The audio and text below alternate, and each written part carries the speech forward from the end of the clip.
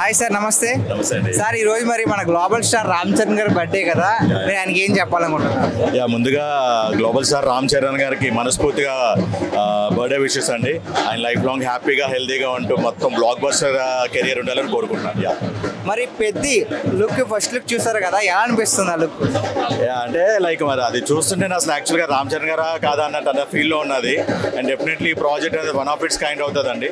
ఆయన మనం చూసుకుంటే అన్ని వేరియేషన్స్ ఆయన ప్రూవ్ చేసుకుంటూ వచ్చారు. ఇప్పుడు క్లాస్ మూవీస్ చూసాము, ఆరెంజ్ లాంటివి, అలాగే ఏంటది మన హిస్టారికల్ మగధీర లాంటి ప్రాజెక్ట్స్ చూసాము.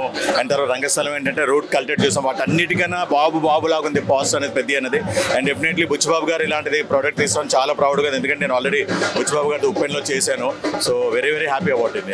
అంటే ఎలా ఉండబోతుంది, ఎక్స్పెక్టేషన్స్ ఎలా ఉన్నాయి మూవీ పైన? మీరు ఏదైనా ఒక ప్రాజెక్ట్ గురించి ఒక పాజిటివ్ చూస్తే చెప్పవచ్చండి దాన్ని ఎలా ఆడుతుంది అన్నదని.